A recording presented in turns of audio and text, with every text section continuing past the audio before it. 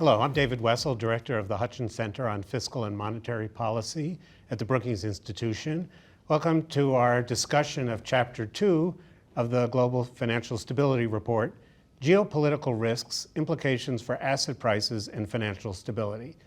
So one warning as we begin, we're taping this conversation on April 10th, so it's a week before it's released. And as we've learned in recent days, markets can do a lot of things between 10 o'clock and 2 o'clock. So we're going to try and make this a conversation about things that go beyond day-to-day movements in the markets.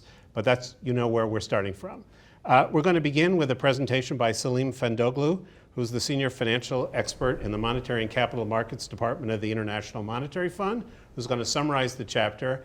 And then I'm privileged to moderate a panel with Felix Suntheim, who's Deputy Division Chief in the Global Financial Stability Analysis Division, Joyce Chang, who's Chair of Global Research for JPMorgan's Commercial and Investment Bank, and Tobias Adrian, who's the Financial Counselor and Director of the Monetary and Capital Markets Department of the International Monetary Fund. So we have a lot of brain power here at this event. So Salih, take it away. Thank you, David.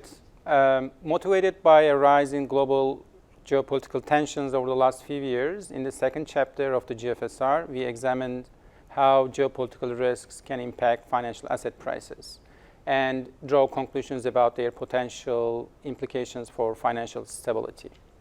Geopolitical risks such as wars, terrorism, or trade restrictions can disrupt cross-border trade and investment, affecting asset prices, financial institutions, and their lending to the private sector. Ultimately, this could weigh on economic activity, posing a threat to macro-financial stability. In the chapter, we examine how various asset classes, such as equity and sovereign bonds, react to an increase in geopolitical risks.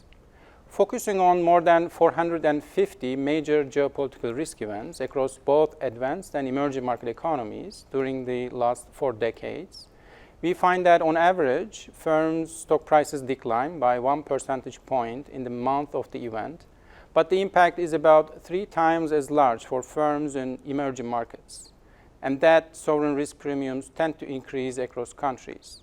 In particular, the cost of insuring against default of a sovereign, measured by the credit default swap spread, rises when a country gets involved in a geopolitical risk event. Now, these are averages across a range of events, from mild diplomatic tensions to outright military conflict. What we also find is that the impact on asset prices is much larger for the latter, that is, for full-scale wars, especially in emerging market economies. Geopolitical risks can also take the form of trade restrictions, which can have substantial impact on stock prices. Studying the impact of tariff announcements by China and the US in the last couple of years, we see sharp declines in stock prices, not only in the country targeted by the tariffs, but also in the country imposing tariffs, which shows that there could be possible spillback effects from a rise in uncertainty or the global interconnectedness of firms. The impact of geopolitical risk events can extend beyond borders through trade or financial linkages. For example, as the chart on the left shows, stock prices decline significantly when a main trading partner is involved in an international military conflict. Meanwhile, as shown on the right, sovereign risk premiums increase significantly, particularly in emerging market economies with vulnerabilities such as a high level of public debt to GDP, weaker international reserve buffers, and lower institutional quality in response to geopolitical shocks in the main trading partner countries. And in turn, the drop in asset prices could adversely affect banks and non-bank financial institutions, such as investment funds, and pose a risk to financial intermediation. The chart on the left shows that banks, especially those in emerging markets, which hold substantial claims on a country engaged in a military conflict, notably reduce their domestic lending by about 5 percentage points. We also observe a high risk of redemption for investment funds, as shown in the right. Both equity and bond funds face lower investment flows when they are more exposed to foreign geopolitical risk shocks through their asset holdings, though the impact is more pronounced for bond funds. Given that geopolitical events can have a large impact on asset prices with potential implications for financial intermediation and overall macro-financial stability, what can be done to mitigate the risks? First, financial institutions should continue to enhance their risk frameworks by devoting adequate resources to identify, quantify, and manage geopolitical risks. And regulators should strengthen the oversight of such risks. Second, financial institutions should ensure that they have adequate capital and liquidity buffers to build resilience against geopolitical risks. Third, policymakers in emerging market and developing economies should continue efforts to further develop and deepen financial markets to help investors better manage financial risks posed by geopolitical shocks. In addition, they should maintain adequate fiscal policy space and international reserve buffers to mitigate the adverse effects of geopolitical events on their economies. Let me stop here and give the floor back to David. Thank you very much, Salim. So Tobias, let me start with you. It seems it's a kind of a strange question to ask given what we've seen in the past couple of weeks, but you planned this report several months probably ago. What was it that led you to think that this was something that your department should look at, the role of geopolitical risks and asset prices? Yeah, so let me step back and sort of ask what are financial markets for? And I think one role is to allocate capital, and an important corollary to that is that they provide insurance against all kinds of risks, right? So it's really a way to absorb risks and help the real economy take decisions, allocate capital, and get to economic efficiency. So when you look at finance from that angle, you sort of ask, what are possible sources of risk? And there are, of course, many risk factors, right? And being an institution such as the International Monetary Fund, looking at the evolving policy landscape is a natural question. So asking to what extent financial markets absorb surprises in policies is very first order. And so what we're doing in this chapter is to focus in on one particular source of risk, which are labeled geopolitical risks. And so let me give you an example of what we have in mind here. These could be, for example, conflicts, military conflicts or wars. It could be terrorist attacks, or it could be, first order policy moves that have implications for financial markets. And, many of the motivations for those policy developments are outside of the IMF's policy mandate and certainly outside of the financial sector policy mandates. But it's important to sort of think about these sources of risk and to then ask, is the financial sector well equipped to provide insurance, or is the financial sector sometimes at risk to actually not being able to provide the insurance? And that is sort of the fundamental financial stability question, right? So, well-capitalized firms can deal with all kinds of adverse shocks. But of course, sometimes, firms do falter, and that is very natural. But that sometimes can lead to an amplification of shocks. And so the financial stability angle is really about asking, do we have the right policy levers here that assures that the financial system can do its job effectively? And so the chapter is really about focusing in on this one particular source of risk and then asking, what is the implication for asset pricing and ultimately for risk management and regulation of the financial sector, so as to be sure that the financial sector is equipped to provide its very important functions in the face of various shocks. Right, so I think what you said, is they want the financial sector to be able to absorb risks. That's Yeah. what capital's for. Exactly. You want it to be a insurance, so people who want to get rid of risk, somebody will absorb it, and you want to make sure that the financial system doesn't amplify the shocks that come. Exactly. So when you read the whole chapter, like I was relieved that you found that geopolitical risk was not good for the markets. Yeah. That would have been a little bit disturbing. Yeah. But were there any surprises for you? Yeah, so I think the surprise is in one of the very first exhibits in the chapter, which is that when we look at large shocks on average, so basically we use an extraction of what geopolitical risk is from a kind of text-based analysis across many countries over many decades. And then we look at the very large shocks to this geopolitical risk. So these are realizations of risk. And so like on average, when an adverse geopolitical event occurs, of course there are both adverse and positive events, right? It doesn't go in both directions. So when an adverse event happens, that does have a significant impact on asset pricing, but it's fairly short-lived and it's quantitatively not that large on average, right? And so basically, I think the conclusion from that is that financial markets on average are pretty good at absorbing, these pretty large shocks. Now, of course, there are some events that do have a particular impact either on specific sectors or in specific countries. And the most obvious examples here are wars between countries, right? So, when a substantial fraction of your capital stock is directly exposed to a conflict, of course, that has very large and very persistent impacts on valuations. And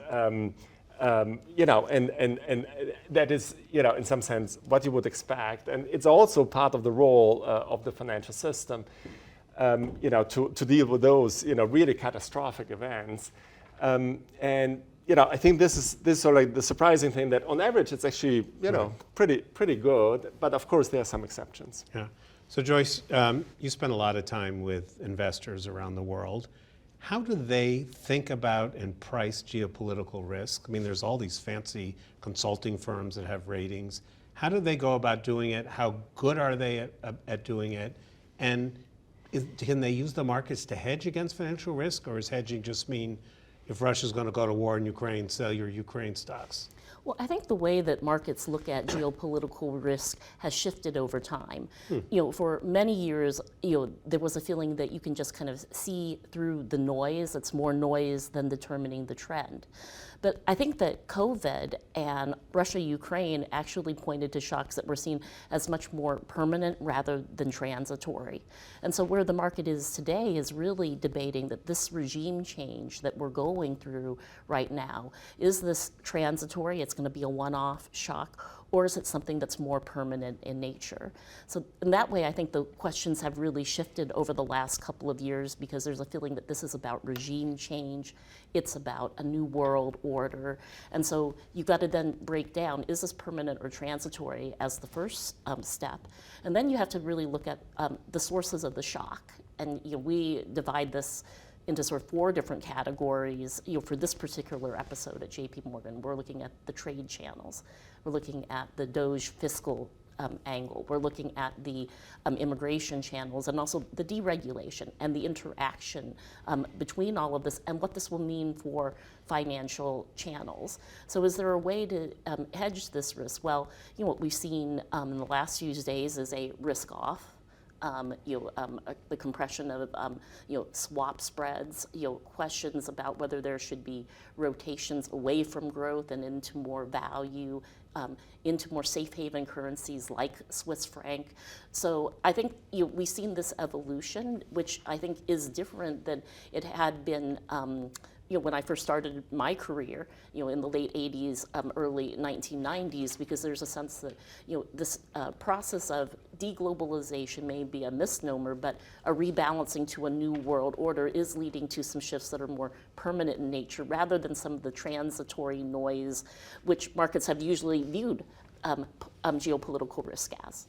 I see. So the chapter, by taking the long sweep of history, kind of averages Yeah. across a lot of things, and you're suggesting this time may, in fact, be different. Well, I think COVID COVID. raised that question. Russia, Ukraine raised that question, that the supply chains, we saw material shifts in trading patterns. We saw material shifts in the flow of funds, and I think the questions have evolved over time. Yeah. So Felix, how well do you think investors price geopolitical risk? How good are they at putting the right odds on it? Yeah, so what we find in the chapter, I think it chimes well with what Joyce was just saying. We do see that investors tend to price these risks which are very hard and complex to price, of course, right? I mean, as we just said, every event is different. It depends a lot on the country characteristics where the events occur. There are differences in terms of the duration of the events and their scale and so on. So these are very complex risks to price. But what we see in the chapter is that investors seem to be able to price them to some extent, especially when we look at the period starting around 2012, 2013. That's sort of when we see a significant risk premium that investors demand for holding stocks in our particular analysis that are exposed to geopolitical risks. So stocks that tend to decline when geopolitical risk shock occurs. We also see in option markets that investors ahead of or around the time of geopolitical risk events demand a premium for or are willing to pay a premium for insuring against downside risk and downside tail risk. So these are I think both pieces of evidence that investors do, at least to some extent, price these risks. Of course, that doesn't mean that when an event unfolds that markets wouldn't move, right? When the uncertainty is resolved and events occur, we still see large asset price reactions, and we also have that in the chapter. But we do see that investors do tend to price these risks ex ante. So Tobias, sometimes, not at the IMF, but in Washington, we tend to think of the world as a few big countries. Right. And you talk a lot in the chapter appropriately about emerging markets. Right. So it seems to me the lesson I took is they're a little more vulnerable. They have much thinner capital markets. If it's something in their neighborhood, you can see some pretty big moves, Right. and that can be destabilizing. Is that right? Yeah, so emerging markets are a big focus at the IMF, and I think the surprising thing of the surprising observation of the past 5 years is that emerging markets have been actually very resilient, and I Right. think that is a bit of a regime change relative to the 1990s and early 2000s, where you saw a lot of vulnerability. And at the IMF, we do like to take some credit. We do hope that our Well, you won't policy get it, so advice, it's happy to take we it, don't you won't get it, get but I'm always happy to imagine that we get it. We spend a lot of time engaging with all countries around the world, including emerging markets, to think about policy frameworks that help countries buffer against shocks, and that includes financial regulation, which is the focus of this chapter, but of course also monetary policy frameworks, reserves against capital flow shocks, and of course fiscal frameworks. And we do see a tremendous pathway that has been taken over the last 2 decades. It is true that some markets are thinner, though the major emerging markets have pretty deep capital markets at this point, right? So when you think about most of the G20 emerging markets, their bond markets, their derivative markets, their stock markets are pretty deep, right? So it's not quite the size and depth of, say, the US or Europe, but it is substantially different. And so when you think about the shocks in the past 5 years, emerging markets have actually fared pretty well. Yeah. Of course, when you're directly hit by a conflict or by a domestic major political event, of course you will still be subject to that. When your policy recommendations seem to be pretty standard, these would be good things for countries to do in any case. But there was one thing that caught my eye where you said that policymakers should consider country-specific geopolitical risks in their oversight of financial institutions. Felix or Tobias, do you want to explain what led you to highlight that?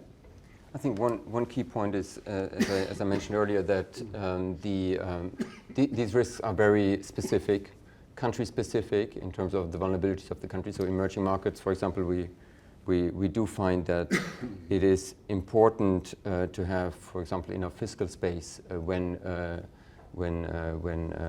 a shock occurs, not just a shock in your country, but also maybe in a major trading partner of a country. So this sounds more like you think that bank regulators should, or supervisors should look at the book of businesses of a big bank and say, I don't know, you have a lot, you're pretty heavy in this particular region of the world, and we think you ought to be more set aside. So what we're saying is to have the capacity to analyze these risks, for example, in stress tests, looking at different scenarios that take these risks into account. I don't know if Tobias wants to come in. Yeah, exactly. So, scenario analysis has become, foundational for risk management and for regulatory approaches. And, the question is always, what are the kinds of scenarios that you should imagine? And, depending on what country you're in, you would certainly imagine that different countries have different scenarios, and this geopolitical risk dimension is one that is particularly important for some countries, but perhaps less important for others. So Joyce, when clients ask you, what's the best way for me to monitor these geopolitical risks, to be not surprised? You can get lots of information and it's probably all contradictory. How do you advise them to think about this? Well, I think we start also with the scenarios, but what is the end game in all of this? So I think the question that we're asking is, what is it that the tariffs can and can't accomplish? Right. In this episode, and we get questions like, if there is a recession, what kind of recession it is? The sell-off that you're seeing right now in the financial markets, is it orderly or disorderly? It's been big, but it hasn't been disorderly. Right. So I am not really seeing the intermediation risk right now. But we are asked to go through the scenarios of what level of interaction could cause more stress in the system. So which countries can and can't retaliate? If they can retaliate, what form might that take? And how could that hit different financial channels?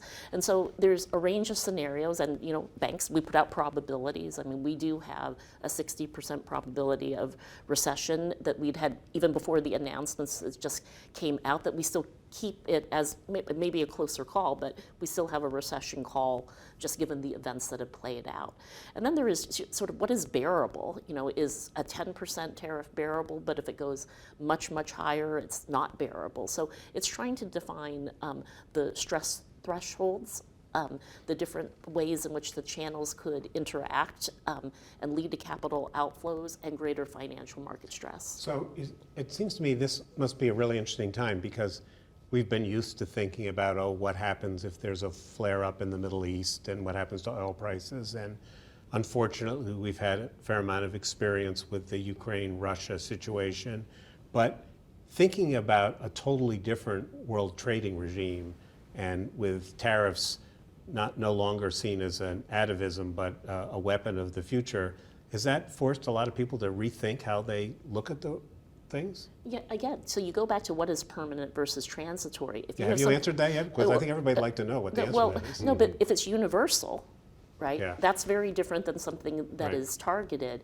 And when you have such radical decoupling from China, that points to more permanence. That's what the market is telling you. But the way this is playing out this time is everybody's looking at U.S. term premium, that is a perpetual global risk. And what we're seeing is that the long bond yields are sort of all moving together as well. Mm-hmm.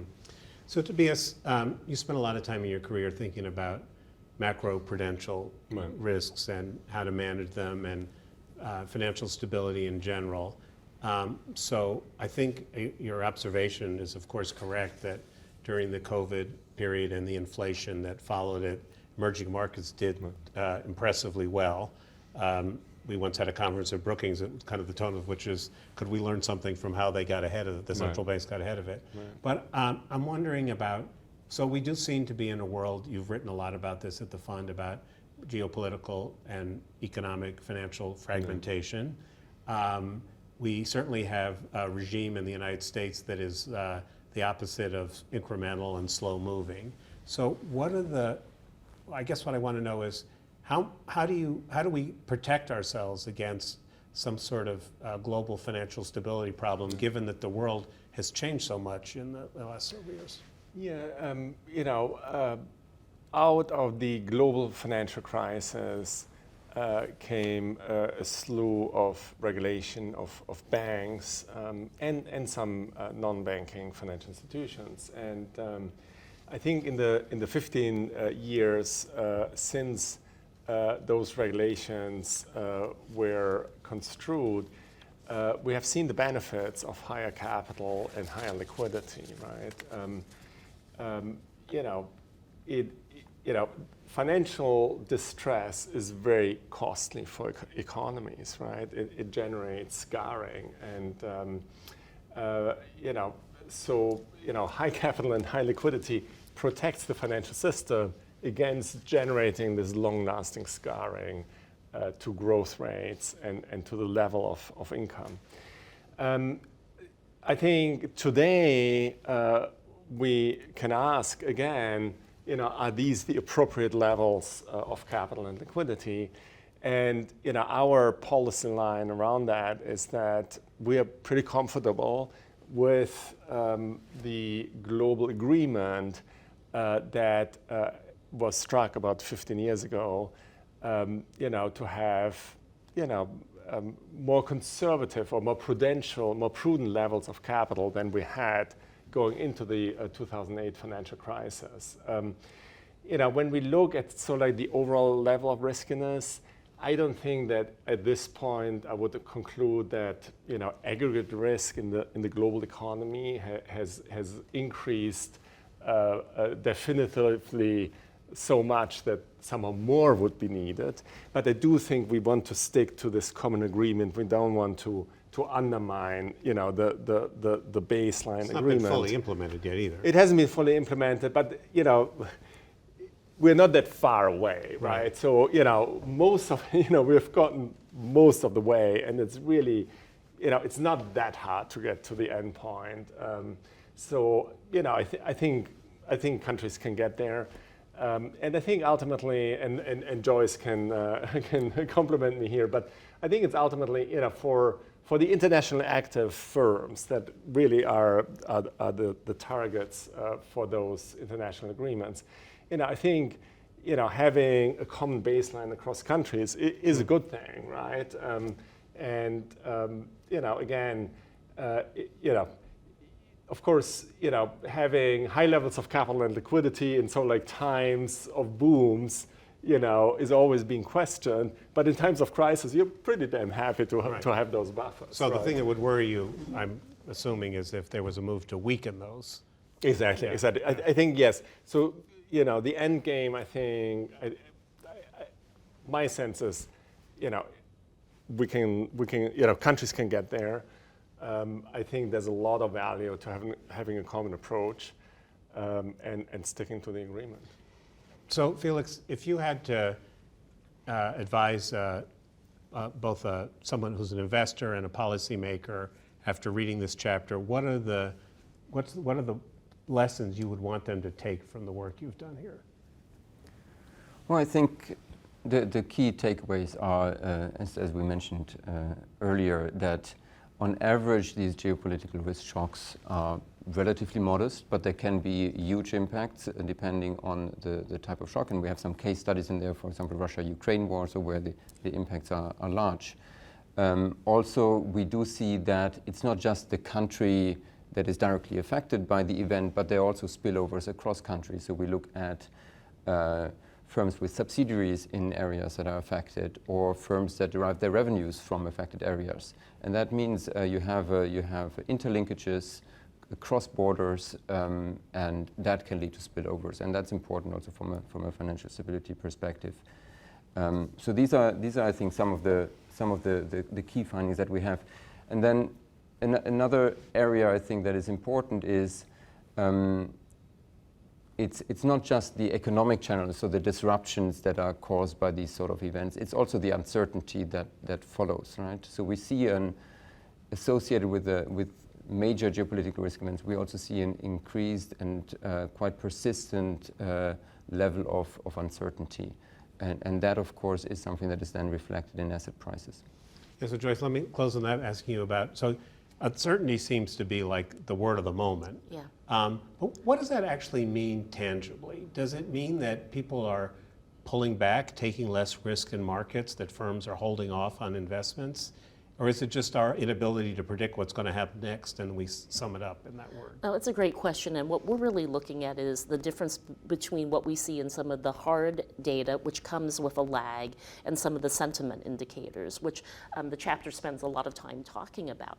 But you can see a real deterioration very rapidly in sentiment from CEO surveys about what they are going to do with CapEx. I mean, before the election, more than 50% said that they were going to invest. Now it's like less than half of that, and that's a dated survey. That's not even after the last set of tariff announcements. But we also look at things like the Chase credit card data to get a more immediate read of how trends are changing, and things like, you know, even just going out to restaurants is coming down. So the sentiment indicators are going to tell you something before the hard data, particularly in this case because we've had so much front loading as well.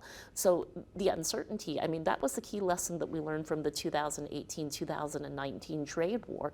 It was much more the shift in sentiment and the uncertainty rather than the actual amount that GDP was hit or the amount that inflation went up. And I think that is something that we see being repeated this time around as well. Now, that was much more of a phenomena that started in the U.S., but transmitted globally. But what I think markets are looking at right now is, I mean, you have 20 trillion of portfolio investment in the U.S., 7 to 8 trillion of FDI flows that are controlled by international investors. What's going to happen with that? And those are the kinds of questions that we're fielding right now. Well, on that happy note, thank the three of you for your insights and Salim for the good summary. And I urge everybody who watches this to read the chapter, in particular look at all the great charts that they made. Thank you very much.